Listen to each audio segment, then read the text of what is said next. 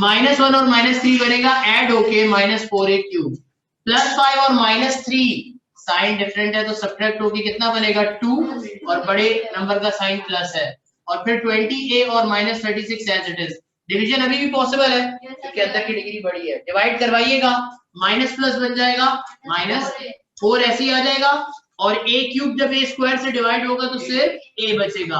अब इस -4a की बारी इन तीनों से मल्टीप्लाई बनेगी तो ये बनेगा -4a और a² -4a³ minus plus minus 4a और a 4a² 4a और 1 कितना बना सिर्फ 4a और माइनस प्लस माइनस सारे साइंस चेंज हो गए और फर्स्ट टर्म पूरी पूरी +2 और +4 कितना बना +20 और +4 24 ही बना।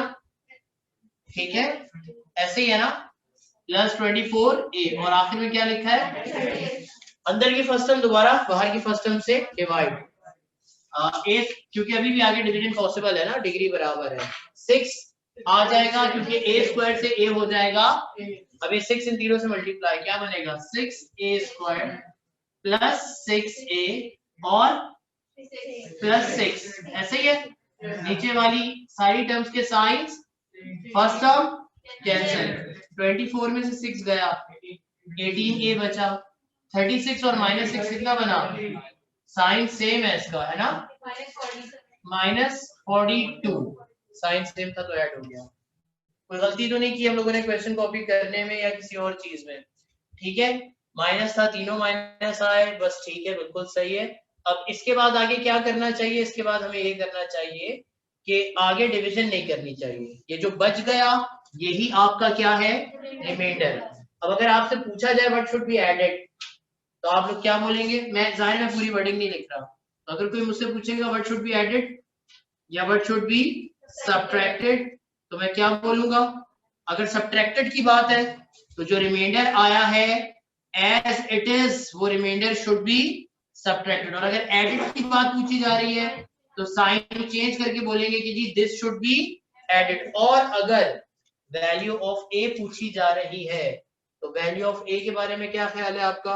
वैल्यू ऑफ ए के बारे में ये ख्याल होना चाहिए ये होना चाहिए कि हमारे पास मैं लिख भी देता हूँ वैल्यू ऑफ ए के लिए क्या करेंगे रिमाइंडर को बराबर रखेंगे किसके और फिर सॉल्व कर लेंगे। चलिए रिमाइंडर की वैल्यू बताइए क्या है 18a - 42 किसके बराबर है। सबसे पहला काम -42 वहां जाके क्या हो जाएगा +42। एक गलती कर दी मैंने क्वेश्चन में एक गलती कर दी ये +1 नहीं था ये -1 था क्वेश्चन मैंने सही से कॉपी नहीं किया ये +1 नहीं था ये अच्छा अब जब ये माइनस था तो ये भी माइनस आएगा उसके बाद ये बनेगा प्लस और जब ये प्लस बनेगा तो +5 और +3 बनेगा 8 और 8 और 4 ऐड होके बन जाएगा कितना 12 और जब ये 12 बनेगा तो लास्ट टर्म भी क्या आएगी आपके पास 12। जब ये लास्ट टर्म 12 आएगी तो 12 इन तीनों से मल्टीप्लाई होगा 12a² फिर ये बनेगा 12a ना और फिर प्लस माइनस -12 और जब साइन चेंज होंगे तो थोड़ा सा फर्क पड़ेगा फर्स्ट टर्म कैंसिल 24 में से 12 गया तो बचा 12a 36 और ये कैंसिल हो गया ना -36 और +12 कितना बना -24 कितना बना -24। अब बताएं जी what should be added what should be added क्या जवाब है इसका साइन चेंज करके बोले दिस शुड बी एडेड क्या साइन चेंज होकर बनेगा व्हाट शुड बी सब्ट्रैक्टेड ठीक है और what should be the value of a 12a - 24 को 0 भाग के बराबर रख दे। सबसे पहले माइनस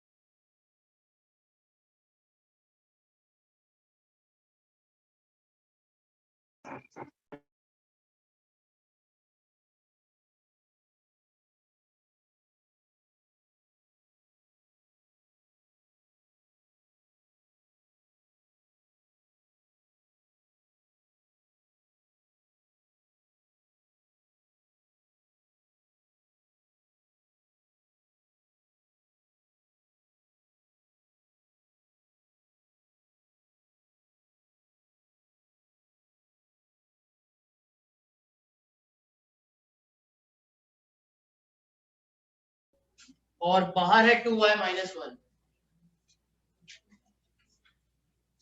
सवाल वही है, what should be added or subtracted from this expression so that it becomes exactly divisible by this expression। सही है। तो अब ये चेक करना है कि भाई क्या एग्जैक्ट डिवीजन की बात हो रही है ना, तो इसका मतलब ये चेक करना चाहिए कि रिमाइंडर क्या होगा, क्योंकि जब रिमाइंडर आपके पास आ जाएगा तो फिर आपको खुद ही पता चल जाएगा कि क्या ऐड या क्या सब्ट्रैक्ट करना है।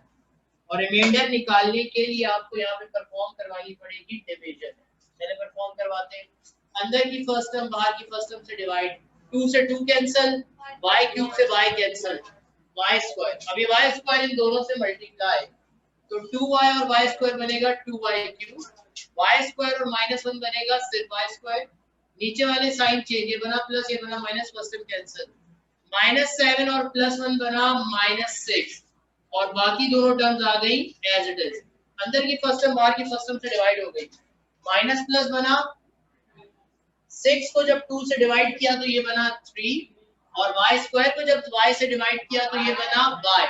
तो कोशेंट की अगली टर्म है 3y और ये 3y अब इन दोनों से मल्टीप्लाई होगी तो 3y और 2y बनेगा -6y स्क्वायर बनेगा। उसके बाद -3y और -1 माइनस माइनस प्लस 3y बनेगा। नीचे वाली टर्म्स के साइंस हो जाएंगे चेंज, ये खत्म और ये भी खत्म। फर्स्ट टर्म कैंसिल, 8 -3 बना 5y और ये -5। अब बहुत सारे लोग कि सही तो है, किसी ने भी नहीं किया हुआ, बहुत सारे लोगों ने अब ये किया कि डिवीजन रुक दी, बोला ये रिमाइंडर है। तो क्या ये रिमाइंडर है? हाँ रिमाइंडर है, लेकिन क्या डिवीजन रुक रही है? क्यों? क्योंकि अभी तक अंदर की पावर बाहर की पावर से छोटी नहीं हुई है, तो कैसे रुक सकती है डिवीजन? तो फिर क्या करें? अब लोग इसलिए गए, बस इसलिए गए क्योंकि यार 5 के टेबल में 2 नहीं आता या 2 के टेबल में 5 नहीं आता, डिविजिबल नहीं है। तो मैंने आपको रफ वर्क करने का बोला था। मैंने कहा था अगर आप रफ वर्क करें तो कभी भी सवाल फंसेगा नहीं। अंदर की फर्स्ट टर्म को बाहर की फर्स्ट टर्म से करवाइए, डिवाइड करवाइए। क्या है? 5y डिवाइड बाय 2y हो गया। y से y क्या आंसर मिला? नहीं आता ना टेबल में, तो मैं क्या करूं? मुझे फोन में आंसर मिल रहा है, आने दो। डेसिमल में मत लिखना, क्योंकि डेसिमल में जब क्वेश्चन नहीं है तो आप आंसर भी नहीं लिख सकते। तो बेहतर है अपॉन, मैंने तो आपको तरीका बताया था, अगर आप उन्हीं बेसिक स्टेप को फॉलो करते तो इसमें कोई परेशानी वाली बात हो ही नहीं सकती थी। तो अब क्या करें? सर क्वोशिएंट की अगली टर्म आएगी प्लस 5/2।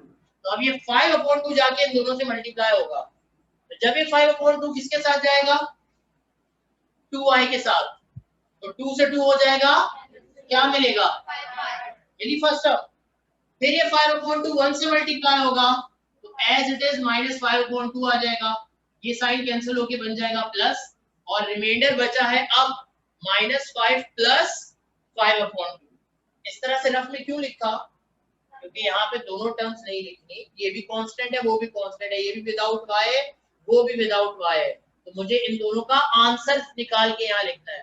तो वो आंसर में जाहिर है यहाँ कौन आ रहा है, मुझे आंसर निकालने के लिए एलसीएम लेना पड़ेगा। तो आंसर निकालने के लिए मैं क्या कर रहा हूँ? Rough work. बताओ इन दोनों का एलसीएम क्या आएगा? नीचे सिर्फ क्या है? एलसीएम भी सिर्फ 2 आएगा। इस दूसरे वाले 5 पे कोई फर्क, इस पहले वाले -5 के साथ क्या होगा? -10 बन जाएगा। 5 2 का 10 2 गया, -10 और +5 साइन डिफरेंट है, -5/4। तो बेटा बचा क्या आपके पास सब्ट्रैक्ट होने के बाद? -5/4।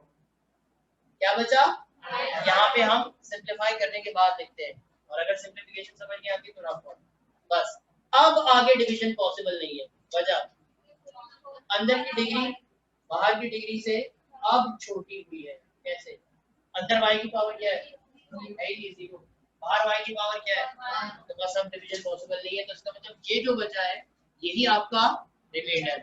और अगर मुझसे पूछा जाएगा व्हाट शुड बी एडेड, तो मैं क्या बोलूंगा, ऐड होना चाहिए क्या, +5/2 और व्हाट शुड बी सब्ट्रैक्टेड, जो रिमाइंडर आया वही सब्ट्रैक्ट, यही आंसर है। अच्छा, वैल्यू ऑफ y का सवाल यहाँ हो ही नहीं सकता था और है भी नहीं, क्यों, क्योंकि रिमाइंडर तो वैसे ही इन टर्म्स ऑफ y नहीं आ रहा, तो जब उसमें y आ ही नहीं रहा तो मैं y निकालूंगा कैसे। ये था पेपर बी का सवाल और ये था पेपर ए का सवाल। बोलो भाई क्या है, समझ में आया? 2 मिनट के अंदर अंदर नोट कर ले जिन्होंने नोट करना है, या अगर टेस्ट पेपर पढ़े उसी को करेक्शन कर ले, आपकी मर्जी है। डिसेंडिंग असेंडिंग ऑर्डर का भी एक सवाल चाहता हूँ समझा दो। हाँ अपॉन वाले ही समझाऊंगा, वैसे तो मैंने सारी अपॉन वाले ही दिए थे। चले भाई, 2 वेरिएबल और अपॉन वाला जी, क्या हुआ, क्या कह रहे हैं?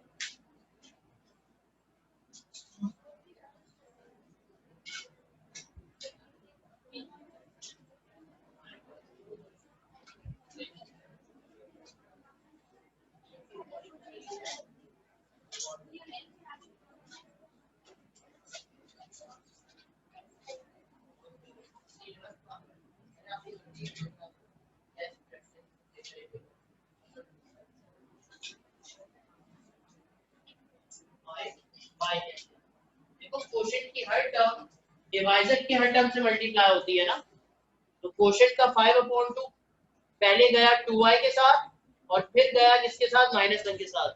जब ये 2y से मल्टीप्लाई हुआ तो 2 से 2 हो गया कैंसिल, क्या बचा 5y, ठीक है पूरा 5y, और फिर जब ये 1 से मल्टीप्लाई हुआ तो -5/2 आ गया, ठीक है। आप लोग जल्दी से कॉपी कर लें, मैं डिसेंडिंग असेंडिंग ऑर्डर का एक क्वेश्चन लिख लूं।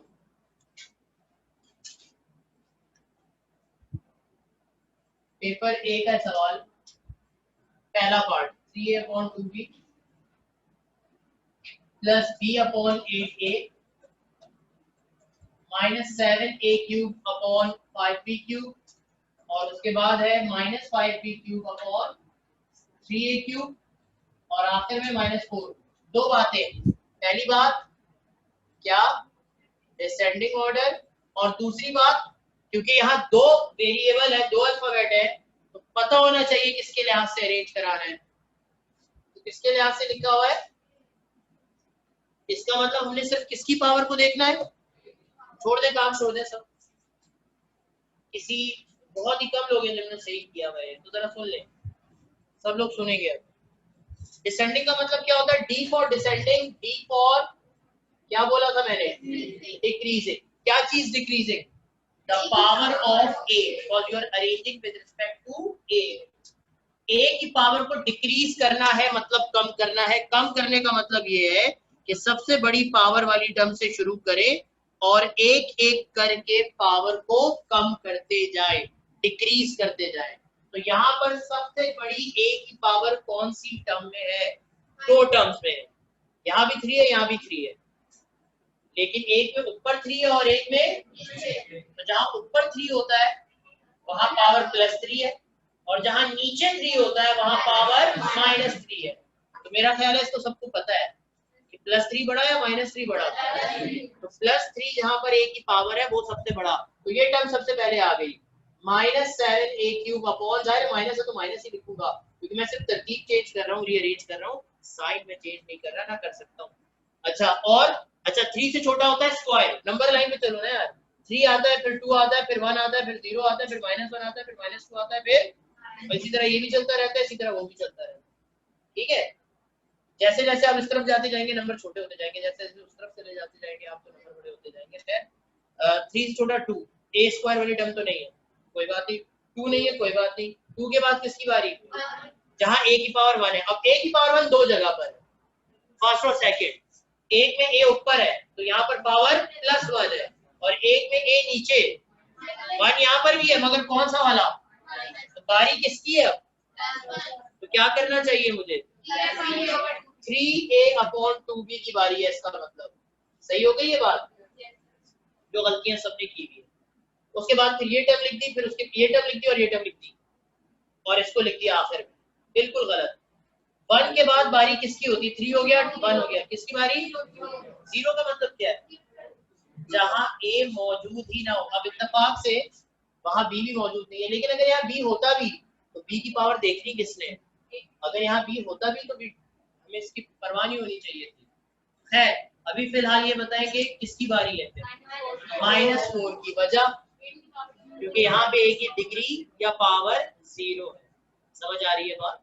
अच्छा, 0 से छोटा क्या होता है? -1 का मतलब होता है अपॉन में A की पावर 1 हो, क्योंकि कभी भी माइनस पावर होती नहीं है, होती थी तो हम खुद उसे पॉजिटिव बनाते थे नीचे पेज पे। तो कौन सी टर्म है फिर? इसका मतलब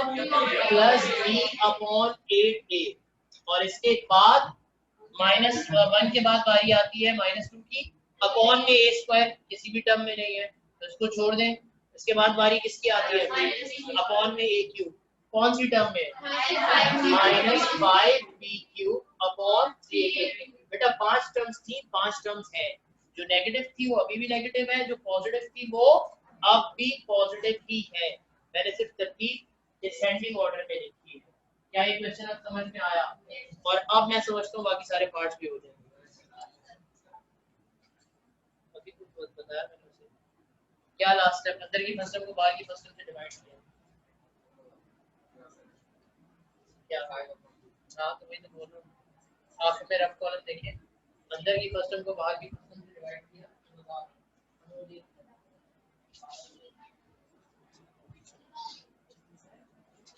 हाँ जल्दी जल्दी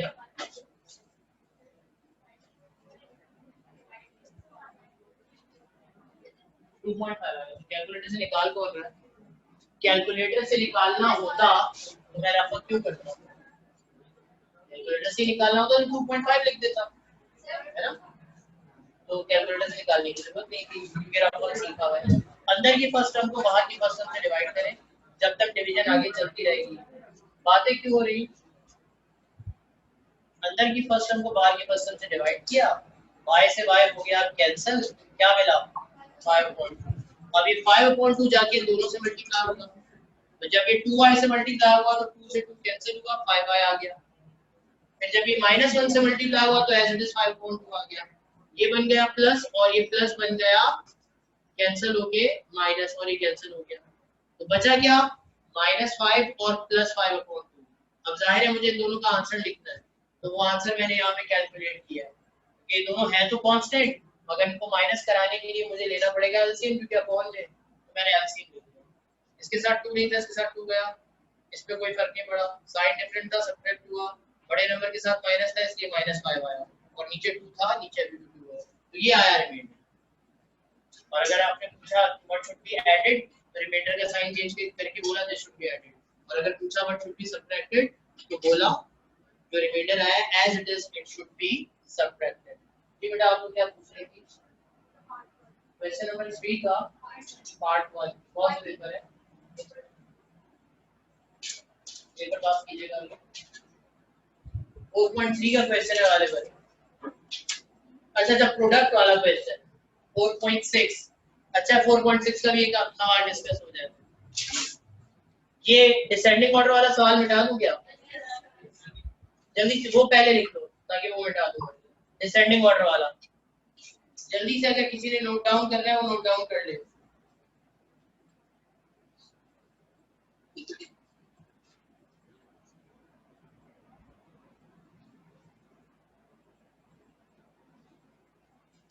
अच्छा जी, प्रोडक्ट मालूम करना है with the help of formula. मेरा ख्याल है रफक मैंने दोबारा एक्सप्लेन कर दिया है। अंदर की फर्स्ट टर्म बाहर की फर्स्ट टर्म से डिवाइड हुई और एक आंसर आया।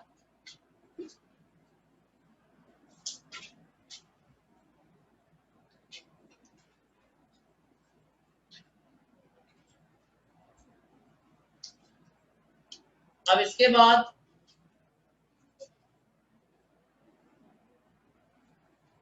क्वेश्चन में लिखा हुआ है मेरे पास, जो मैंने प्रोडक्ट मालूम करनी है, पेपर बी का सवाल है ये। और पेपर बी का कौन सा सवाल है ये? क्वेश्चन नंबर 3 का पहला। क्या लिखा हुआ है? x - p plus Y minus Z और लिखा हुआ है y plus P minus X minus Z. चार टर्म्स है ब्रैकेट के अंदर, तो मैंने ये देखना है कि कौन सी दो a में आएंगी और कौन सी दो b में आएंगी। सिर्फ ये डिसाइड करना है, मैंने ये डिसाइड करना है कि a क्या है और b क्या है। तो इसका फैसला कैसे होगा? अच्छा मैं पहली बात तो ये, मुझे पता कैसे चला कि वही ab वाला फॉर्मूला लग रहा है, यानी a minus B plus B वाला, क्योंकि इन दोनों ब्रैकेट की टर्म्स सेम है और कुछ टर्म्स, और ये दोनों कॉन्जुगेट है, यानी आधे हिस्से का साइन सेम है और आधे हिस्से का साइन चेंज है, तो ये दोनों एक दूसरे के कॉन्जुगेट है। अब होगा कैसे काम? यहाँ पे जो टर्म्स सेम साइंस के साथ है उनको पहले लिखेंगे दोनों ब्रैकेट्स में, और जिनका साइन ऑपोजिट है उन्हें बाद में लिखेंगे। तो दोनों ब्रैकेट में साइन सेम किसका है? मेरे ख्याल से y का और माइनस जेड का। तो y माइनस जेड को लिख लिया मैंने शुरू में, और अब क्या करें? यहाँ पे x प्लस है, वहां पे x माइनस है, चलो यहाँ प्लस x है, वहां माइनस x है, और यहाँ माइनस p है और वहां प्लस p है। तो पता चल गया कि y और z आएगा a में और x और p आएगा b में।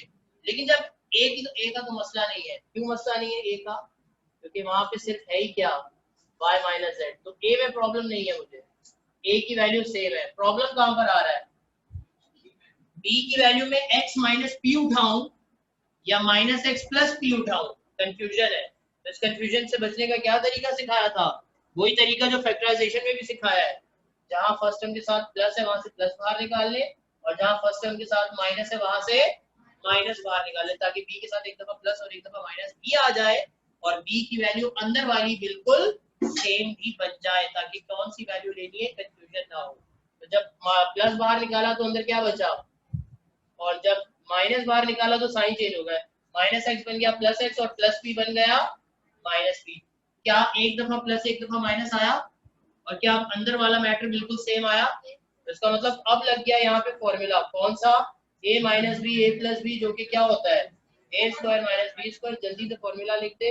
ये बनेगा a का मतलब y माइनस जेड का स्क्वायर और b का मतलब x माइनस बी का स्क्वायर। फिर इन दोनों फॉर्मूलों का रेफरेंस देना, बल्कि एक ही फॉर्मूला है दोनों में, a माइनस बी का होल स्क्वायर, इसको ओपन कर देना। ये क्या बनेगा? A square plus B square minus 2ab, और ab का मतलब यहाँ पर है yz, और ये बनेगा a square plus B square और माइनस 2ab 2xp। अभी ब्रैकेट ओपन कर दीजिएगा, रीअरेंज करवा देना। हो गया क्वेश्चन या नहीं? समझ आ गया? नोट डाउन करें फौरन।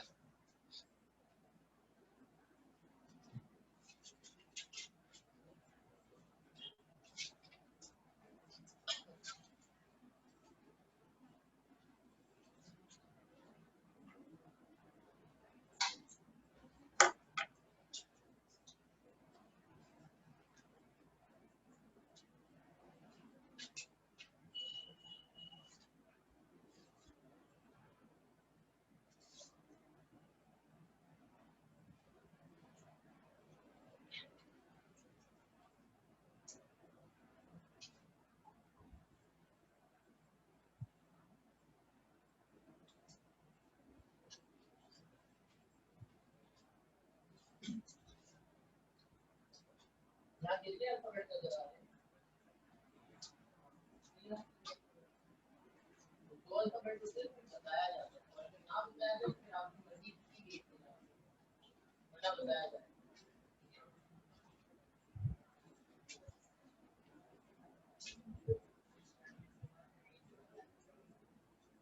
और एक बात है, पहले आएगा ये, फिर आएगा ये, फिर आएगा ये, फिर आएगा ये, ये 7/7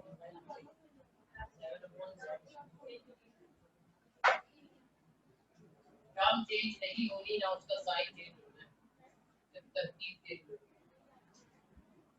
अगर याद छोड़ दो तो रीअरेंज करवा दो।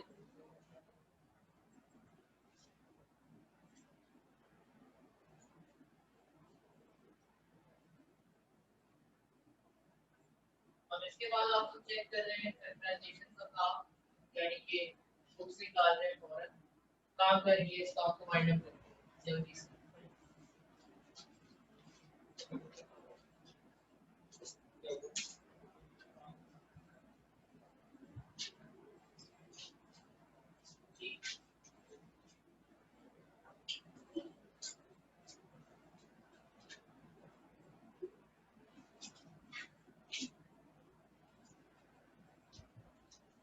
पेपर बनो पेपर पेपर यही सवाल ये मिटा रहा हूँ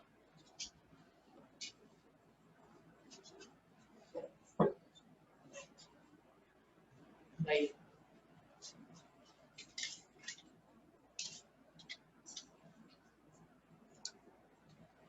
px दिया हुआ है ये है पेपर ए का क्वेश्चन नंबर 2 px दिया हुआ है मुझे 16x cube minus 8x square plus 3/4 तो पहले क्या मालूम करना है p माइनस 3/4 तो इसका मतलब जहां जहां x है वहां वहां पहले px था अब क्या है ये तो आगे अगर सही है तो साफ साफ नजर आ रहा होगा कि x की जगह क्या आ गया तो जब यहाँ पे x की जगह माइनस 3/4 आ गया तो बैलेंस करने के लिए वहां भी x की जगह क्या लिखना चाहिए लिख दीजिए 16 ऐसे रह गए बनेगा माइनस 3/4 का क्यूब 8 ऐसे रह गए बनेगा माइनस 3/4 का स्क्वायर और आखिर में क्या लिखा है 3/4 करें अब सिंपलीफाई पहले क्यूब निकाले कैंसिल ना कर दीजिएगा डायरेक्ट पहले पावर अप्लाई होती है 16 बेस नेगेटिव पावर और तो आंसर नेगेटिव ये बनेगा -27 ये बनेगा 64 -8 एज इट इज पहले स्क्वायर अप्लाई होगा बेस नेगेटिव पावर इवन तो आंसर 9/16 और ये है 3/4 अब करें कैंसिल अगर होता है तो हो रहा है कैंसिल कैसे 16 4 जा ये बना -27/4 और 8 2 जा तो 9/2 और पहले से क्या लिखा है बस अब आंसर आ चुका है लेकिन नहीं तीन फ्रैक्शंस है तो लेना पड़ेगा यहाँ पर एलसीएम 4 और 2 का एलसीएम आता है क्या भला नहीं 4 2 से 8 नहीं क्योंकि जो इसमें कॉमन टेबल में आते हैं वो एक ही दफा 2 से डिवाइड हो जाएंगे या नहीं और फिर अगली दफा जब 2 से दोबारा डिवाइड करूंगा तो तीनों 1 बन जाएंगे तो एलसीएम में सिर्फ 2 2 आए लीस्ट कॉमन चीज को कम से कम दफा लिखे तो जो सब में कॉमन है वो सिर्फ एक दफा आया और बाकी जो एक्स्ट्रा था वो भी आया तो 2 2 जा 4 बना एलसीएम 4 आया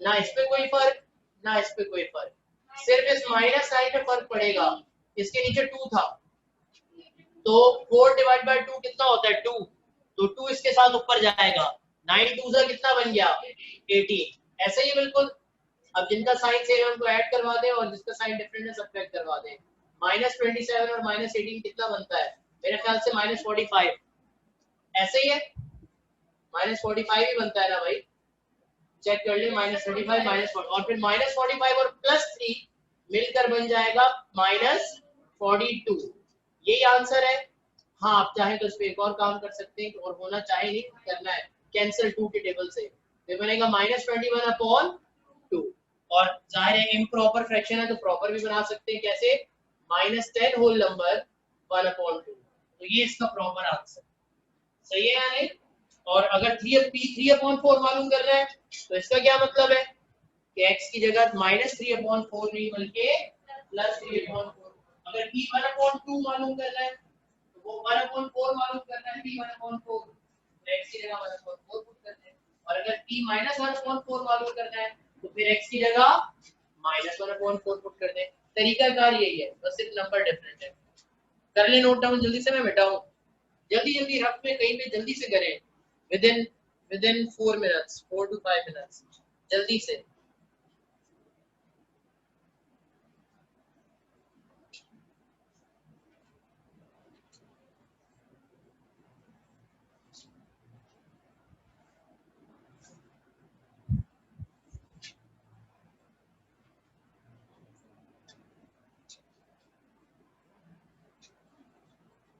अब्दुल रहमान आपको कॉपी करने की जरूरत नहीं है कॉपी करने की जरूरत नहीं है क्या कैसे पूरे नंबर आए थे पूरे नंबर नहीं एक नंबर भी नहीं आया था पूरे नंबर तो दूर की बात फिर भी बैठे हुए फारिग होकर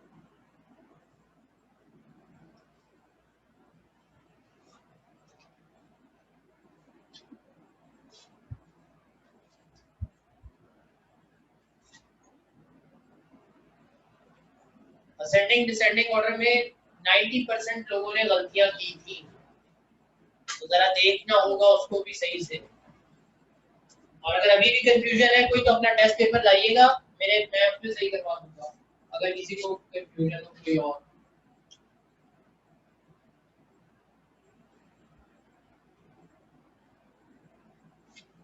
चारों क्वेश्चन ही डिस्कस हो गए, प्रोडक्ट वाला भी, डिवीजन वाला भी, और असेंडिंग डिसेंडिंग ऑर्डर वाला भी, और 4.3 वाला भी, वैल्यू पुट करने वाला भी। तो एक तरह से पूरी टेस्ट का रिव्यू हो गया, और मुझे इसमें कोई प्रॉब्लम नहीं है दोबारा टेस्ट करवाने में या इस तरह समझाने में। अगर पूछना हो पूछ लिया करें, और टेस्ट के फौरन बाद पूछा करें, अगले दिन पूछा करें क्वेश्चन पेपर, ताकि सबके पास हो। क्वेश्चन पेपर के बगैर मैं नहीं समझा पाऊंगा जी।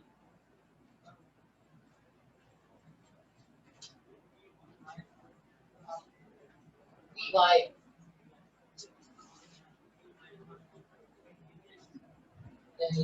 ये भी आई, दोनों आई। मैंने तो पेपर बी का सवाल किया, ए का सवाल किया, ठीक है। आपने पहले x की जगह 1/4, y की जगह 1/4 पुट करना, ये आ जाएगा। फिर अगला काम दोबारा ये करें, एंड लिखना दोनों करके, एक दफा x y की जगह 1/4 पुट किया और आंसर निकाला, और एक दफा 2 नंबर इसके और 2 नंबर इसके, एक दफा -1/4 पुट किया। यानी इसके बाद मुझे और क्या करना है, ये काम करने के बाद मुझे ये भी निकालना है। और ये कैसे निकलेगा, ये ऐसे निकलेगा कि x की जगह क्या पुट करेंगे, ये पेपर बी का सवाल था, आपके पास 1/4 है, ठीक है। पेपर ए का सवाल था, मिटा दूं भाई?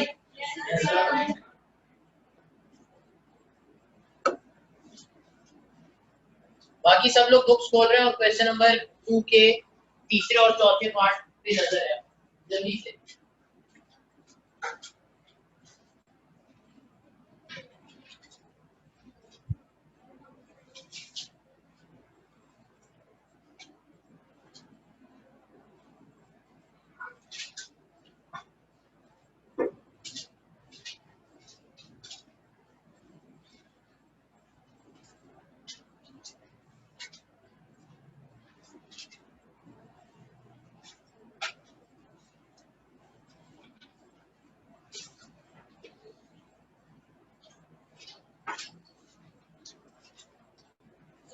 मैंने कहा था मैं चौथा करवाऊंगा इसका, जब मैं चौथा करूंगा तीसरा ऑटोमेटिकली हो जाएगा, कैसे होगा अभी देखते हैं।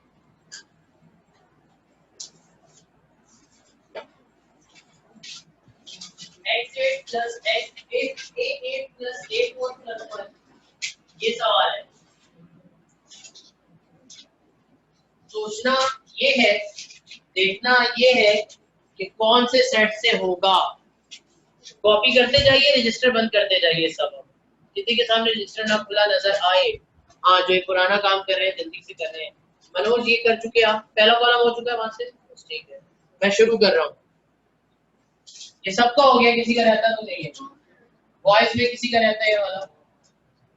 मैं बार बार इसीलिए पूछ रहा हूँ क्योंकि किसी ने भी क्वेश्चन सही नहीं किया था, किसी ने भी सही नहीं किया था।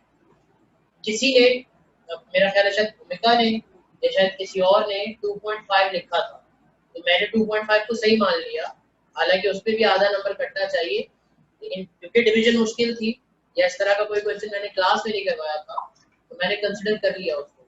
लेकिन अगर आप बेसिक काम को फॉलो करते, क्योंकि मैंने भी तो मैंने कोई नई बात तो नहीं सिखाई या सिखाई है क्या, मैंने इसमें कोई नई बात सिखाई?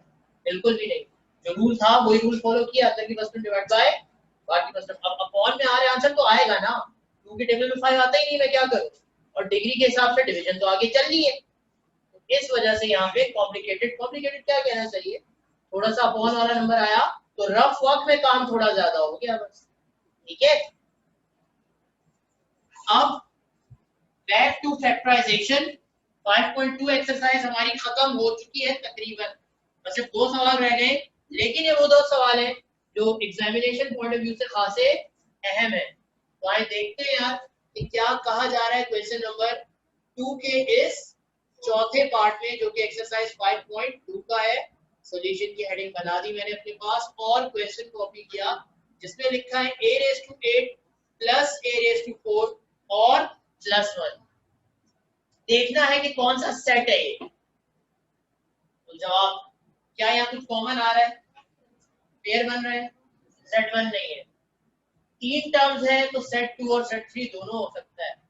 सेट 2 चेक करो पहले, परफेक्ट स्क्वायर, इत्तेफाक से ये भी परफेक्ट स्क्वायर है, और इत्तेफाक से अच्छा तो इसका हमने तो चेक करना है A square B square 2ab है या नहीं।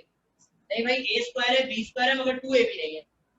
अगर इसके साथ 2 होता तो 2 1 जा 2 2ab होता और ये बन जाता सेट नंबर 2, लेकिन क्योंकि यहाँ 2 नहीं है तो ये सेट नंबर 2, क्योंकि ए और बी के साथ नंबर कांस्टेंट 1 है ना, तो 2ab बनेगा, 2ab में सिर्फ 2 ही आएगा, 2a4 वो नहीं है, सेट 2 नहीं है। सेट 3 की बात कर लेते हैं। तो जब मैं सेट 3 की बात करूंगा तो मिडिल टर्म ब्रेक की बात करूंगा, first term multiply by last term, क्या आंसर आएगा 1 into 1 1।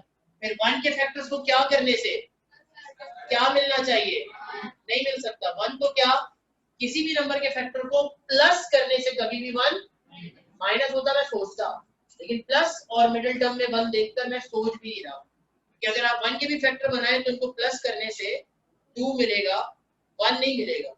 सही कह रहा हूँ या नहीं? तो इसका मतलब मिडिल टर्म यहाँ ब्रेक। अब आ जाए सेट 4 पे, क्या ये सेट 4 ए है? सवाल ही नहीं है, क्योंकि वहां पे सिर्फ 2 टर्म्स होती हैं, square minus B square. Set 4 A ये नहीं है, ठीक है आगे चलो। क्या सेट 4 बी है? बिल्कुल नहीं, 4 टर्म्स नहीं है, 3 परफेक्ट स्क्वायर तो है मगर 2a भी नहीं है, और साइन भी तीनों का सेम है, एक का डिफरेंट नहीं है यहाँ पे, तो चलो सेट 4b भी नहीं है। बचा क्या? क्यों है ये सेट 4c? क्योंकि यहाँ जो परफेक्ट स्क्वायर के बीच में प्लस लगा हुआ है, और अब आप कहेंगे परफेक्ट स्क्वायर तो तीनों है, तो आप किस किस का स्क्वायर कंप्लीट करवाएंगे? इसका जवाब बहुत आसान है। अब मैं ये देखता हूँ कि आप लोग इस बात को किस तरह डिफाइन करते हैं, मतलब ए क्या है बी क्या है, किस पे लगाऊं स्क्वायर कंप्लीट, किसका करूं, पहले और दूसरे का, दूसरे और तीसरे का, या पहले और तीसरे का? जवाब बहुत सिंपल है, पहले और तीसरे का। रीजन क्या है? इसलिए क्योंकि मिडिल टर्म में होती है आधी पावर फर्स्ट की भी लास्ट की भी, इन दोनों के कनेक्शन से लास्ट टर्म नहीं आएगी, इन दोनों के कनेक्शन से फर्स्ट टर्म नहीं आएगी, लेकिन फर्स्ट और लास्ट टर्म के कॉम्बिनेशन से मिडिल टर्म जैसी टर्म जरूर आएगी, क्योंकि फर्स्ट टर्म की आधी पावर बनेगी a4, और a4 ही तो मिडिल टर्म में पहले से मौजूद है, तो इस वजह से ब्रेक भी मिडिल टर्म होती है, और 2ab में भी मिडिल टर्म वाली टर्म ही आती है। लिहाजा मिडिल टर्म को कर दीजिए साइड पे, और स्क्वायर कंप्लीट करवाइए किसका, a⁸8 जो कि है a⁴ का होल स्क्वायर, बिल्कुल सही। फिर 1 का, 1 किसका स्क्वायर है, और फिर अगर स्क्वायर कंप्लीट करवाना है तो इसके लिए क्या करना होगा, +2ab लिखता हूँ, अच्छा +2ab मुझे नहीं पता अभी, 2ab चाहिए, और जाहिर है कि फिर उस 2ab को बैलेंस भी करना होगा, बिल्कुल मैं बैलेंस करूंगा, और ये मैं भूल नहीं सकता कि पहले से क्या लिखा हुआ था, a⁴ कहाँ पे, हाँ a² नहीं है a4 है, क्योंकि फर्स्ट टर्म की जगह a4 है, ठीक है। अब बताओ, रीजन खुद ही समझ में आ गया होगा कि मिडिल टर्म को अलग क्यों किया, इसलिए क्योंकि इन दोनों से जो टर्म आएगी वो बचेगी भी, क्योंकि बैलेंस वाला बचता है। अब जो बैलेंस वाला बचेगा वो पहले से बची हुई टर्म के साथ सिंपलीफाई होगा, तो जो पहले से बची हुई टर्म है और जो बैलेंस पे जो बच रही है उन दोनों का सेम होना जरूरी है, ताकि फिर उनका सिंपलीफाई होकर सिर्फ एक आंसर आए, माइनस हो गया, ठीक है। अब सवाल ये कि पहले +2ab लिखो या बाद में +2ab लिखो, क्यों? माइनस बचाना है, बिल्कुल सही कहा, और ना सिर्फ माइनस बचाना है बल्कि परफेक्ट। छोड़े सारी बात मैं चेक करूंगा, मुझे नहीं पता, मैं चेक करता हूँ। a² + b² और 2ab मिलकर बनता है a और b का प्लस या minus, it is yet to be decided. चलो देखते हैं। आप लोग मुझे ये बताओ कि पहले से क्या मौजूद है, पहले से मेरे पास मौजूद है +a²a4, पहले से मेरे पास मौजूद है +a4, और मेरे पास क्या मौजूद है इसके साथ 2ab का आंसर क्या आएगा, 2 1s are 2 और a4 एज इट इज, क्या ख्याल है? तो ये बनेगा मेरे पास बची हुई टर्म्स में एक +a4 और एक 2a4। तो मैं दोनों पॉसिबिलिटी डिस्कस करता हूँ कि जब माइनस पहले लिखा +2a4 बाद में बचा, तो आंसर सब्ट्रैक्ट होने के बजाय ऐड हो जाएगा, और क्या मिल जाएगा, अव्वल तो ये माइनस नहीं है, दूसरा अगर ये माइनस होता भी तो भी परफेक्ट स्क्वायर नहीं है, तो इसका मतलब प्लस 2ab बाद में लिखने से, यानी माइनस 2ab पहले लिखने से और प्लस 2ab बचाने से कोई फायदा नहीं हो रहा। हाँ स्क्वायर कंप्लीट हो रहा है, होल स्क्वायर आ जाएगा, लेकिन क्या यहाँ पे स्क्वायर कंप्लीट करवाना है सिर्फ? नहीं, स्क्वायर कंप्लीट करवा कर फैक्टर बनाने हैं, स्क्वायर कंप्लीट करवा कर a square minus b square का फॉर्मूला लगाना है। तो इसके लिए बचने वाली टर्म का परफेक्ट स्क्वायर होना भी जरूरी है और माइनस होना भी जरूरी है। अच्छा, और क्योंकि सेट 4 है, एक पहचान मिस कर गया था, हायर स्क्वायर से देखो, ये 4 का स्क्वायर और फिर जो 4 है वो खुद स्क्वायर का स्क्वायर है, तो 3 मल्टीपल स्क्वायर है यार यहाँ पे। अच्छा अब बताओ, अगर मैं प्लस a4 तो पहले से, अगर मैं माइनस 2a4 बचाता हूँ, चलेगा इससे काम? साइन डिफरेंट है, सब्ट्रैक्ट होगा, बड़े नंबर के साथ माइनस से माइनस आएगा, 1 में से 2 गया, -1 बचा, और a4 1a4 को सिर्फ क्या लिखते हैं? Is it negative? Is it a perfect square also? बस इसका मतलब समझ आ गया क्या करना है। क्या करना है? हम लोगों ने प्लस 2ab पहले लिखना है और माइनस 2ab बाद में लिखना है, और जब प्लस 2ab को ले जाएंगे फॉर्मूले के अंदर तो फॉर्मूला भी किसका कंप्लीट होगा? a प्लस, यानी इन तीनों पर लग जाएगा a प्लस b के होल स्क्वायर का फॉर्मूला, यानी इन तीनों टर्म्स की जगह अगले स्टेप में आ रहा है a प्लस b का होल स्क्वायर। a क्या है? a4, b क्या है? 1, माइनस 2 1 जा 2 बना, plus a4 as it is, दोनों सेम टर्म्स थी, तभी तो मिडिल टर्म को अलग किया था, उसको स्क्वायर में शामिल नहीं किया था, इसलिए क्योंकि फिर a4 वाली टर्म के साथ सिंप्लीफाई होगी। तो बताना जरा क्या होगा? तो -2 + 1 -a4, और ये -a4 जो बचा है it is also a perfect square, a square का स्क्वायर। क्या खुद ब खुद सेट 4a वाला काम अब हुआ? क्या formula? a square minus b square which will make it a minus b और a प्लस b। अब क्या करें आगे? ये चले प्लस b पहले लिखते हैं, माइनस बाद में लिखते हैं, कोई फर्क नहीं पड़ता इससे, देखते रहिए बस आप लोग। a का मतलब a4 + 1, प्लस b का मतलब plus a square, a4 + 1 a, और माइनस b का मतलब factor something multiply by something वाले को हम आगे फैक्टर्स बनते हैं। अब एक काम करें, इनको डिसाइड ऑर्डर में, इसलिए क्वेश्चन भी arrange a4 plus a square plus 1, a4 minus a square plus 1, something multiply by something. सबको समझ में आया? अब आगे क्या करूं?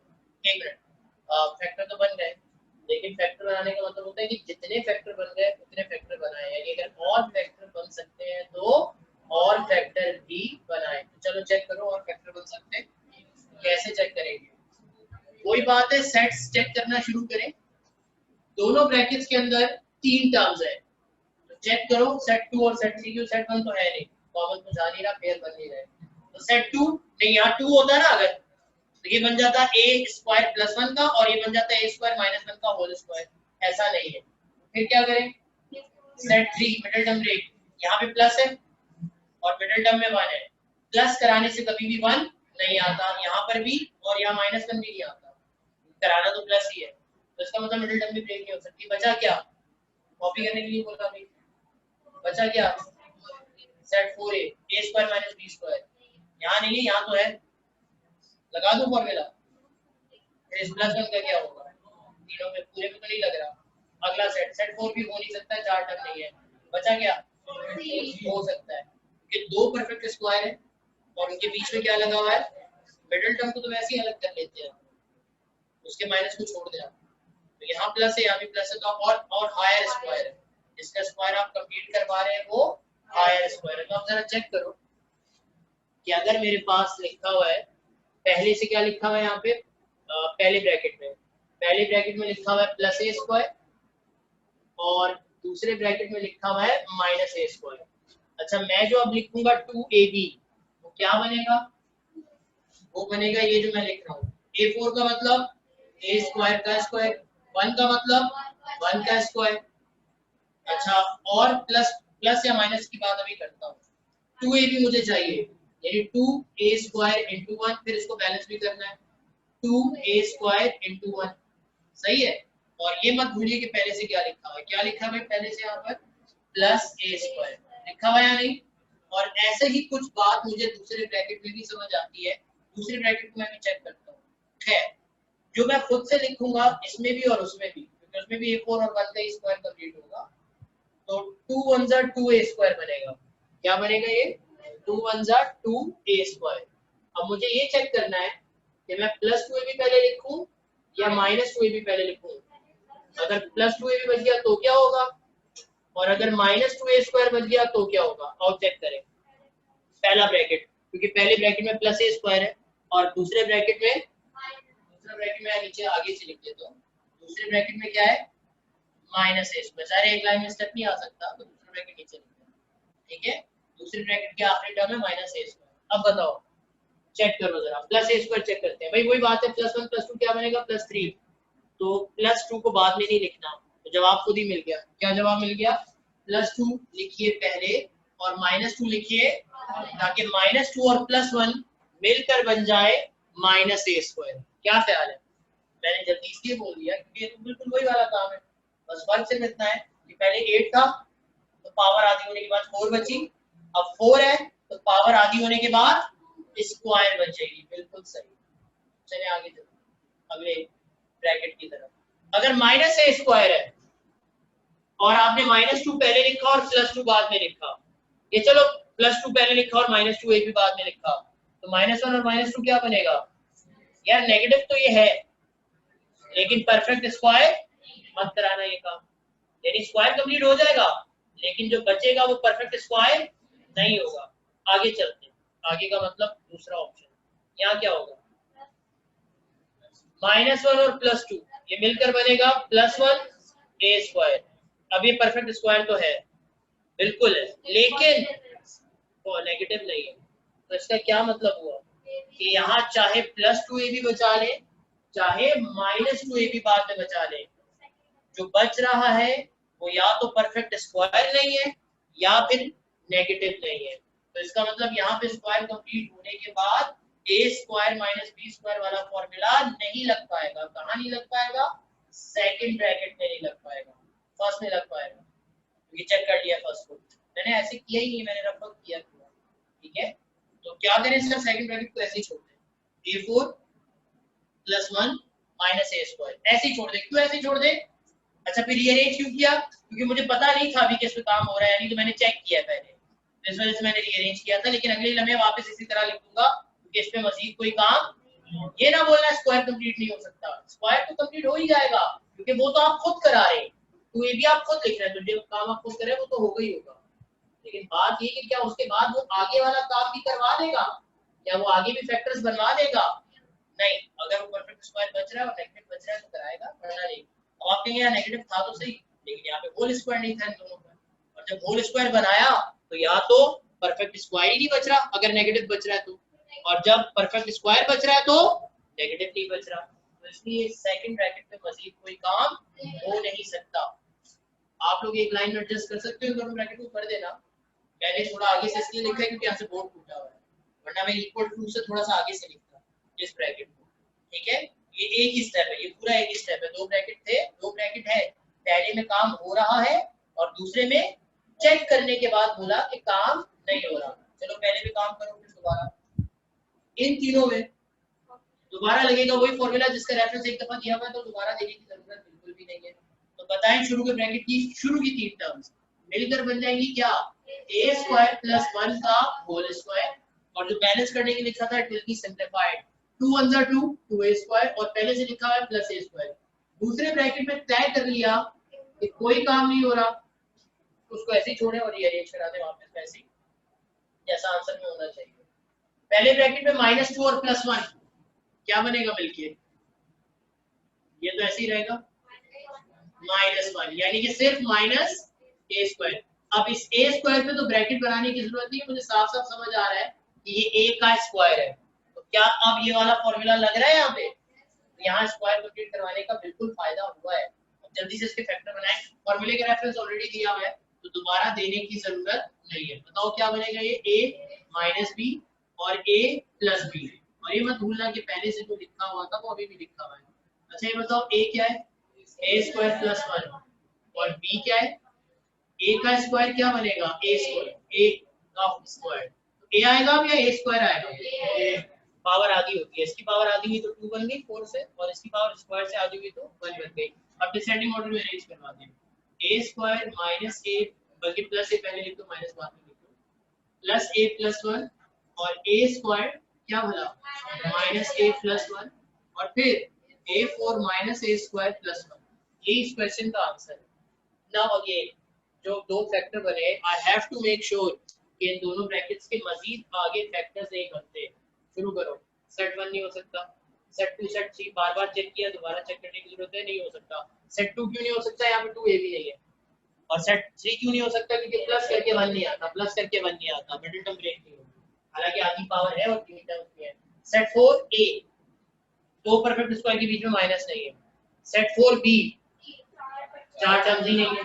सेट 4c, दो परफेक्ट स्क्वायर है, बीच में प्लस भी है, लेकिन अब इस पे तो चेक कर चुके हो, ये सेट 4c से फैक्टराइज नहीं हो रहा, चेक किया। आगे हालांकि यहाँ पे हायर स्क्वायर्स है, लेकिन इन दोनों में तो हायर स्क्वायर्स है ही नहीं। तो अब यहाँ स्क्वायर कंप्लीट होने के बाद बेशक माइनस ए बचेगा, लेकिन जो माइनस ए बचेगा वो तो परफेक्ट स्क्वायर है ही नहीं, ना हो सकता है। तो इस वजह से हायर स्क्वायर्स का होना जरूरी है, ताकि a4 आए तो a स्क्वायर बचे, और अगर a8 आए तो a4 बचे। अब जब a स्क्वायर है तो जाहिर है a बचेगा, 2ab में a आएगा, और a अगर परफेक्ट माइनस बन भी जाए तो वो परफेक्ट स्क्वायर नहीं हो सकता, क्योंकि a की पावर 1 है। तो यही हमारे इस क्वेश्चन का आंसर हो गया। अब आप जल्दी से देख लीजिए इसका कौन सा वाला part, third part. Third part भी मैंने करवा दिया ऑलरेडी, चेक करना जरा, बताना मुझे। थर्ड पार्ट देखकर मुझे बताएं। अगर आप सिर्फ ये पहला ब्रैकेट देखें, ये बिल्कुल सेम थर्ड पार्ट लिखा, मैंने कहा था ना चौथा कराऊंगा थर्ड हो जाएगा। हायर स्क्वायर है, हाँ है, बहुत ज्यादा हायर नहीं, कोई बात नहीं, 4 है, दोनों के बीच में प्लस है तो प्लस 2ab माइनस 2ab किया, ये होल स्क्वायर बना, माइनस 2 और प्लस 1 बन गया माइनस 1, जो कि परफेक्ट स्क्वायर होता है, और फिर लग गया a माइनस बी और a प्लस बी वाला, यही आंसर आएगा। इस ब्रैकेट को हटा देंगे, यही आंसर आएगा। और ये काम कर चुके, एक दफा दोबारा कर लीजिएगा, आपकी प्रैक्टिस हो जाएगा या नहीं। और फिर मैं आपको ये कौन सा क्वेश्चन है, क्वेश्चन नंबर 2 का थर्ड, ये होमवर्क है, एक्सरसाइज 5.2। और अब अगर मैं पुराने पेपर पुरानी बुक वाला सवाल बनाऊं, तो पुरानी बुक वाला क्या सवाल है, दो सवाल है पुरानी बुक वाले। एक x raise to 8 plus x raise to 4 plus 1, पुरानी बुक में x था, a नहीं था, x था, तो क्या फर्क पड़ता है, सारा काम सेम होगा, एक ही जगह x आ जाएगा बस। और इसी तरह पुरानी बुक की मिसलेनियस एक्सरसाइज में एक सवाल था, वो सवाल क्या था, x8 plus x4 y4 plus y8। कोई मसले वाली बात है क्या, y आ गया यार, मसले वाली बात नहीं है, कोई बात नहीं, उसकी आधी पावर है। और अब यहाँ सिर्फ a बच रहा था, a square b square, a square बच रहा था, a4 बच रहा था, तो अब x4 y4 बचेगा, और यहाँ पे a स्क्वायर की जगह x स्क्वायर y स्क्वायर बचेगा, और यहाँ पे a के बजाय xy आ जाएगा, बोलो आ जाएगा, ये नहीं बचेगा x4 x स्क्वायर, ये बनेगा y स्क्वायर, ये बनेगा xy, ये बनेगा xy, ये बनेगा x स्क्वायर, ये बनेगा y स्क्वायर, ये बनेगा x4, ये बनेगा y4, और ये बनेगा x square y square, xy बनेगा xy का स्क्वायर। आ रही है बात समझ में, बाकी सारा काम सेम है, यानी अब 2ab में भी xy दोनों आएंगे जाहिर है, ठीक है। यानी क्वेश्चन में एक वेरिएबल था, आंसर में भी एक वेरिएबल आया था, क्वेश्चन में दो है तो आंसर में भी दो वेरिएबल आएंगे। और फिर एक आखिरी क्वेश्चन देख लेना, ऐसे तो जरूरत नहीं है, क्योंकि 8 वाली पावर वाले क्वेश्चन दिए इसलिए ताकि 4 वाली पावर वाले क्वेश्चन भी इसी में इंक्लूड हो जाए। लेकिन अगर सिर्फ एक 4 वाला क्वेश्चन आ जाए, क्या 1 plus X square plus X raise to 4, तो क्या होगा, पहले तो उसको डिसेंडिंग ऑर्डर में अरेंज कर ले, एक दफा डिसेंडिंग ऑर्डर में अरेंज कर लेंगे तो फिर ये बिल्कुल ये वाला ब्रैकेट बन जाएगा, बस एक ही जगह एक्स आ जाएगा। This is the only difference. बोले जी क्या ये समझ में आया। और इसी के साथ सेट नंबर 4 भी खत्म हुआ और एक्सरसाइज 5.2 भी खत्म हुई। एग्जांपल मेरा ख्याल है मैं इसकी पहले ही कर चुका हूं। एग्जांपल 1 2 3 4 जैसे पहले की तरह चेक कर लें, कर चुके हैं ना, 1 2 3 कर चुके हैं। तो अब और मिसलेनियस का भी काम जैसा था, 4b और 4c जैसा तो मिसलेनियस में कोई भी नहीं था, 4a जैसा था वो कर चुके हैं। तो अब इसके बाद सेट नंबर 5 कम से कम आज समझा जरूर दूं कि सेट नंबर 5 होता क्या है। तो उसके बाद आप लोग कॉपी कर लीजिएगा, कॉपी करने का टाइम मिल जाएगा, ज्यादा टाइम नहीं लगेगा आप लोगों को, ठीक है। सिचुएशन कुछ ऐसी है सेट नंबर 5 में, जब कोई क्वेश्चन आपके सामने आता है फैक्टराइजेशन का, तो पहले आप सोचते हैं कॉमन आ रहा है या नहीं, फिर आप सोचते हैं कि whole square B square 2ab, फिर आप ये सोचते हैं मिडिल टर्म ब्रेक हो रही है या नहीं, फिर सेट 4 में क्या सोचते हैं कि परफेक्ट स्क्वायर्स है या नहीं, परफेक्ट, अगर एक भी परफेक्ट स्क्वायर ना हो तो सेट 4 4a 4b 4c सोचने की जरूरत ही नहीं है, समझ रहे हैं ना बात को, क्योंकि मैंने इसमें जब सेट 4 की हेडिंग बनवाई थी तो पहले लिखा था कि सेट 4 आते ही तब है जब परफेक्ट स्क्वायर आए, अगर परफेक्ट स्क्वायर ही नहीं आएंगे मेरे पास तो मुझे फिर इसमें टेंशन लेने की या सोचने की या चेक करने की कोई जरूरत ही नहीं है। तो इसी तरह का सेट 5 है कि अगर आपके पास परफेक्ट स्क्वायर ना आए या ऐसे टर्म्स आए, सेट नंबर 5 है, सेट नंबर 5 में क्या है, सेट नंबर 5 की पहचान लिख रहा हूँ बेटा, क्या पहचान है, क्या लिख रहा हूँ मैं, स्क्वायर्स हो गया, स्क्वायर्स हो गया, two perfect cubes, two perfect cubes, और उन दोनों परफेक्ट क्यूब्स के बीच में प्लस भी हो सकता है और उनके बीच में माइनस भी हो सकता है। वजह, अब a स्क्वायर और b स्क्वायर के बीच में तो माइनस होना जरूरी था क्योंकि फॉर्मूला ही सिर्फ इसी का था 4.6, लेकिन एक्सरसाइज 4.10 के शुरू के 5 सवालों में आपने a cube plus b whole cube नहीं, अलग अलग क्यूब है, यानी इसका मतलब ये है कि a क्यूब के बीच में प्लस हो सकता है।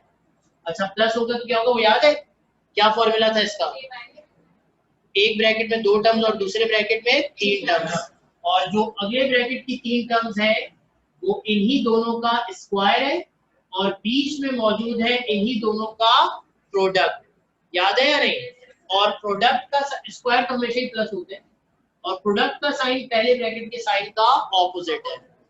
अब अगर यहाँ पे प्लस है तो पहले ब्रैकेट में भी प्लस होगा और यहाँ माइनस होगा, और अगर यहाँ पर डिफरेंट कलर यूज कर लेता, अगर यहाँ पे ब्लू नहीं, ब्लू से तो मार्जिन ड्रॉ हुआ है, अगर यहाँ पे माइनस है तो यहाँ पहले ब्रैकेट में माइनस होगा मगर दूसरे ब्रैकेट की दूसरी टर्म पे प्लस होगा।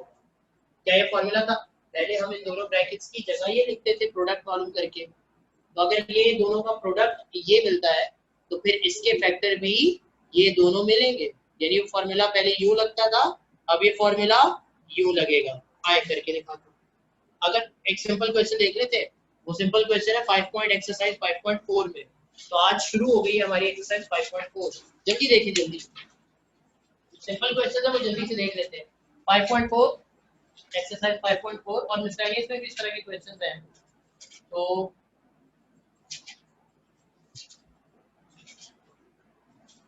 आगे एक्सरसाइज का क्वेश्चन देख रहे हो आप लोग, क्वेश्चन 1 के शुरू के 3 पार्ट्स आसान है, बहुत आसान है, इसमें से कोई भी एक किया जा सकता है, मेरे ख्याल से मुझे इसका दूसरा कर लेना चाहिए क्योंकि मैं पहले सिंपल क्वेश्चंस देखने की कर रहा हूँ, तो अगर मैं इसका दूसरा पार्ट करूँ क्वेश्चन नंबर 1 का, और ये एक्सरसाइज कौन सी है 5.4, सॉल्यूशन की हेडिंग बनाई मैंने अपने पास, पहले तो मुझे बताया क्वेश्चन लिखा क्या हुआ, x cube y की पावर 6 है और प्लस 8z, तो मुझे ये देखना है कि क्या कुछ कॉमन, तरतीब सोचना तरतीब से कर, वरना हो सकता है कि कोई आसान काम हो रहा हो और वो आसान काम आप मिस कर जाए, तो सोचना तरतीब से, अपनी आसानी चाहते हो।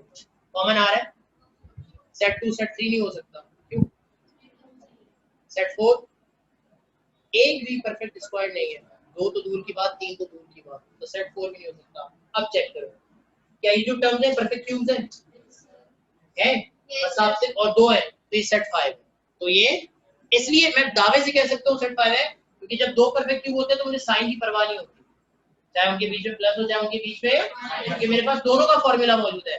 स्क्वायर वाले में मुझे फिक्र होती थी बीच में माइनस होना जरूरी है, लेकिन क्यूब वाले इसलिए बोला था ज्यादा आसान, यहाँ पर फिक्र नहीं है हमें कि प्लस ही हो या माइनस ही हो, हमारे पास दोनों फॉर्मूले हैं।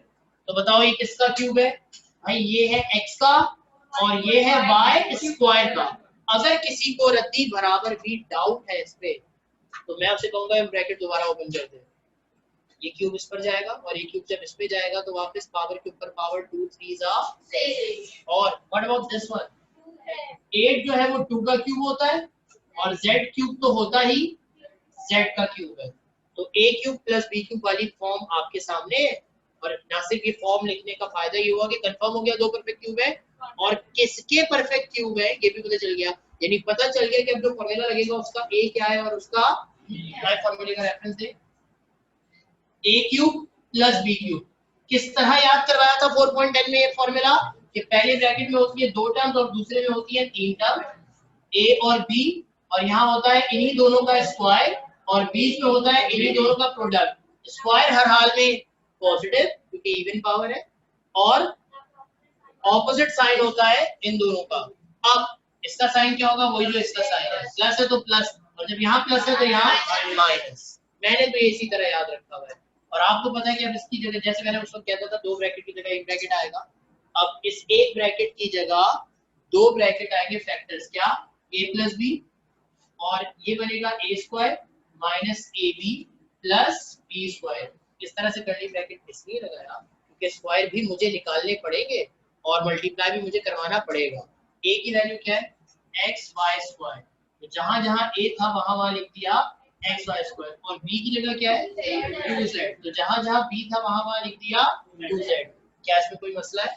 अब जहां स्क्वायर अप्लाई कर दीजिए और जहां मल्टीप्लाई हुआ मल्टीप्लाई कर दीजिए, आंसर आ जाएगा।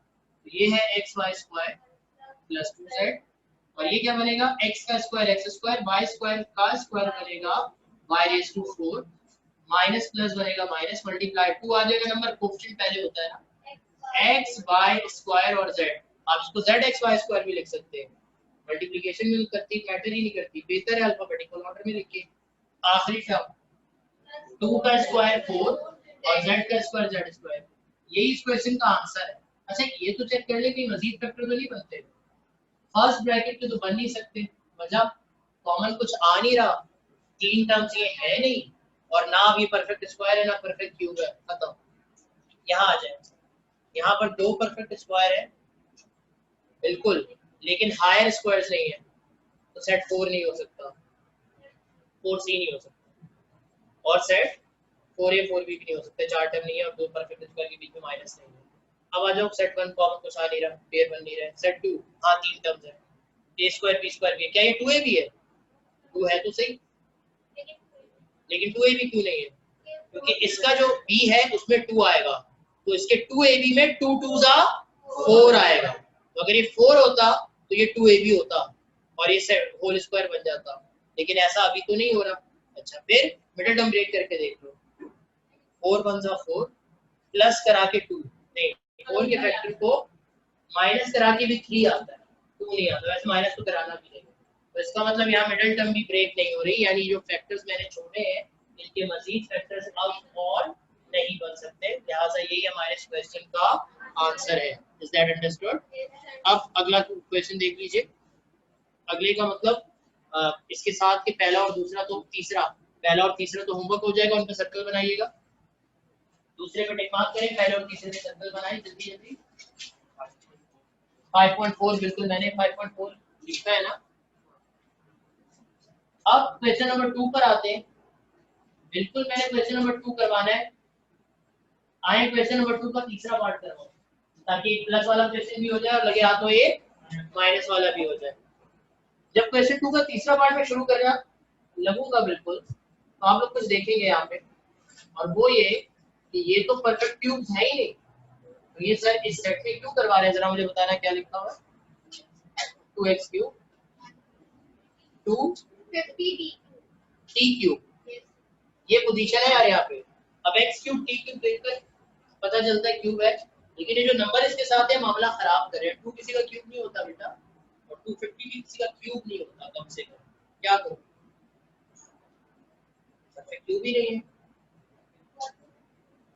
इसलिए क्योंकि आपने तरतीब से सोचे ही, आप तो डायरेक्ट सेट 5 पे पहुंच गए। सबसे पहले फैक्टर एक मैंने इसलिए कहा था कि तरतीब से सोचना जरूरी है। सबसे पहले इस क्वेश्चन में देखते हैं क्या हो सकता है कॉमन निकालने के बाद परफेक्ट क्यूब बच जाए, और ऐसा ही हो रहा है बिल्कुल। क्या कॉमन आ रहा है 2, जब 2 कॉमन आएगा तो अंदर क्या बचेगा x क्यूब माइनस 250 को 2 से डिवाइड करो तो क्या बनेगा, और t क्यूब पे कोई फर्क, हाँ तो भाई क्या अब ये 2 परफेक्ट क्यूब है? बिल्कुल है, किसका, ये x का, ये है x का क्यूब और ये है किसका 5t का। तो a की जगह x है और b की जगह 5t है और फॉर्मूला लगेगा अब की बार माइनस का, यानी a cube minus b cube. a cube minus b cube में भी दो ब्रैकेट आते हैं, जिसमें पहले में होती है 3 टर्म और दूसरे में होती है 2 टर्म और दूसरे में होती है 3 टर्म। आइए रेफरेंस देते हैं पहले। फॉर्मूला हमारे सामने क्या formula, a cube minus b cube. ठीक है, अभी जो a cube minus b cube वाला फॉर्मूला ये लिखना है हम लोगों ने। तो ये फॉर्मूला जी लास्ट में जो बैठने बेटा बड़े होते हैं, a cube minus b cube का फॉर्मूला बताइएगा बोर्ड की तरफ से मेरी तरफ से। दो तो मास नीचे चढ़े बनाएगा, बोले जल्दी से।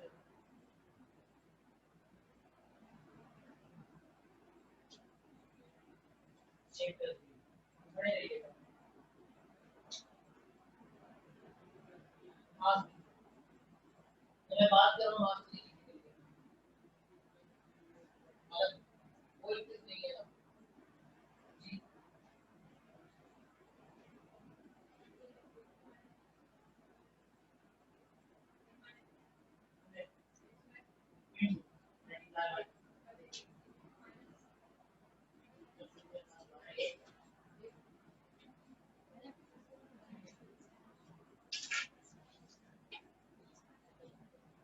इधर इधर मेरी तरफ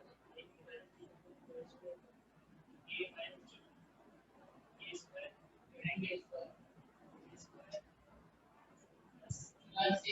तरह से याद होगा माइनस है तो प्लस रट्टा नहीं लगाया, निशानी लगाई माइनस है तो प्लस ए बी और आगे x प्लस बी स्क्वायर। इससे पहले ही मैं हर फॉर्मूला 50 दफा लिख रहा हूं। अब जब कल मैं फॉर्मूले दूंगा और किसी को याद होगा तो क्लास से भी बाहर जाएगा और वो घर ही तब तक नहीं जाएगा जब तक वो फॉर्मूले 50 दफा सारे ये लिख के दिखा देता। तो बेहतर है आराम से बोलने से याद कर लो, इससे पहले मैं कोई एक्शन लूं उससे पहले याद।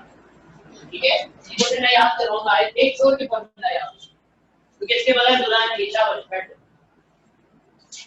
a cube minus b cube, तो फॉर्मूला बताया कि पहले इतना आसान है, अभी भी मैंने पहचान बताई थी, लेकिन इस तरह से बैठे होते हैं क्लास में, यानी पीछे बैठकर बकवास कर रहे होते हैं, उल्टी सीधी बातें कर रहे होते हैं, लेकिन लेक्चर गौर से नहीं सुन रहे होते। पता नहीं क्यों बैठते फिर क्लास में आकर। बाहर बैठ के बातें कर लो भाई, गप्पे लगानी है अगर तो बाहर बैठ के लगा लो, यहाँ क्लास में आकर क्यों कर रहे हो? पता नहीं कहाँ पे होता है दिमाग, ये कहीं भी बात जो अभी बताई हुई बात है वो भी नहीं सुन रहा है, पुरानी बात तो दूर की बात है, अभी बताई हुई बात नहीं सुन रहा है। कि पहले ब्रैकेट में होती है 2 टर्म्स और दूसरे ब्रैकेट में होती है 3 टर्म। अगर इतना भी कोई बोल देता तो मुझे उम्मीद होती कि लेक्चर तो सुन रहा है कम से कम। पहले ब्रैकेट में है बेटा 2 टर्म्स और दूसरे में है 3 टर्म, और पहले ब्रैकेट में जो 2 टर्म्स है सेकंड में उन्हीं का स्क्वायर है, बीच में उन्हीं का प्रोडक्ट है, और अगर यहाँ माइनस है तो यहाँ भी माइनस और यहाँ बीच में प्लस, और स्क्वायर हमेशा प्लस ही होता है, यही सिखाया था। अब इसकी जगह 2 था, 2 पे तो कोई फॉर्मूला लग नहीं रहा, फॉर्मूला किस पे लग रहा है, इस पे। इसकी जगह दो ब्रैकेट आएंगे, जिसमें पहले आएगा a माइनस बी, फिर आएगा a square plus A B plus B square. सही बात है, बिल्कुल ऐसे ही बात। अब इसके बाद a और b की जगह उनकी वैल्यू पुट कर देंगे, जिसपे फॉर्मूला लगाया उसके फर्स्ट टर्म और सेकंड टर्म पुट कर देंगे। बताया फर्स्ट टर्म क्या है, फर्स्ट टर्म है x, तो जहां जहां a है वहां वहां आएगा x। सेकंड टर्म है 5t, तो जहां जहां हमारे पास b है वहां वहां 5t आएगा। और अब ब्रैकेट ओपन कर देते हैं, तो ये बनेगा 2x minus 5t, square apply कीजिए x स्क्वायर प्लस 5tx या x की इससे कोई फर्क नहीं पड़ता, और आखिर में 25t स्क्वायर। और इसके आगे अब मजीद फैक्टर यही बन सकते हैं, मिडिल टर्म ब्रेक नहीं हो सकती, मैं आपको बता रहा हूँ, वैसे आप चेक कर लीजिएगा, लेकिन मैं इसलिए छोटी सी कह रहा हूँ मिडिल टर्म ब्रेक नहीं हो सकती, क्योंकि अगर मिडिल टर्म में ब्रेक होना होता तो वो यहाँ भी ब्रेक हो सकती थी।